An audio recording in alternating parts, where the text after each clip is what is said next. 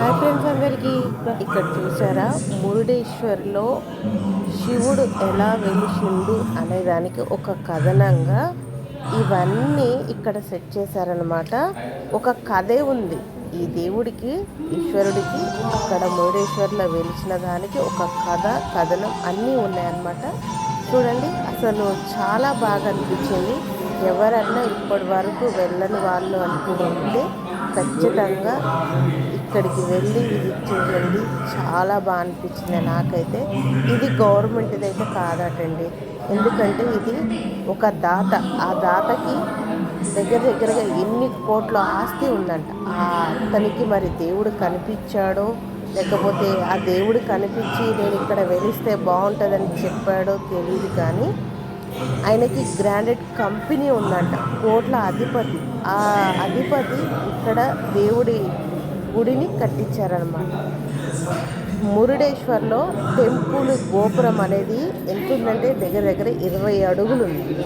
ఆ 20 అడుగులలో గోపురాన్ని ఎంత ఎత్తుగా కట్టారంటే పైనుంచి చూస్తే అంత బాగా అనిపిస్తుంది. చుట్టూ సముద్రం, ఈ లోపల గృహలో అన్నమాట. పైన శివుడి కింద గృహలో ఇలాంటివన్నీ ఎగ్జిబిషన్ లాగా సెట్ చేశారు. అసలు చాలా బాగా అనిపించింది. ఎవరివైనా ఇప్పటి వరకు వెళ్ళని వాళ్ళు అంటూ ఉన్నారంటే ఖచ్చితంగా వెళ్ళి మురుడేశ్వర్లో శివుడి దర్శనం అయితే చేసుకోండి. చాలా బాగా అనిపించింది. చూడండి, వినాయకుడిని శివలింగం ఎందుకు కింద పెడుతున్నామని చెప్పేసి అడిగి పెట్టొద్దని చెప్పి దాని గురించి ఈ కథ అంతా శివుడి చరిత్ర అన్నమాట. చాలా బాగుంది. ఒకసారి మీరు కూడా వెళ్ళి చూసిరండి. చూసి వచ్చి మీకు ఎలా అనిపించింది అనేది ఒక్కసారి కామెంట్ సెక్షన్లో కామెంట్ చేయండి. మాకైతే చాలా బాగా నచ్చింది మురుడేశ్వర్, అలాగే గోకర్ణ, ఇవన్నీ మేమైతే విజిట్ చేసాము. చాలా మంచిగా అనిపించింది. ఆ శివయ్యే మమ్మల్ని పిలిపించుకున్నాడేమో ఆయన దర్శనం కోసం అనిపించింది నాకైతే. ఆయనకు సంబంధించిన చరిత్ర అన్నమాట. ఈ చరిత్ర అనేది మొత్తం ఒక మ్యాప్ రూపంలో రాసి ఇక్కడ పెట్టారు. దానికి ఒక కథనమే ఉంది.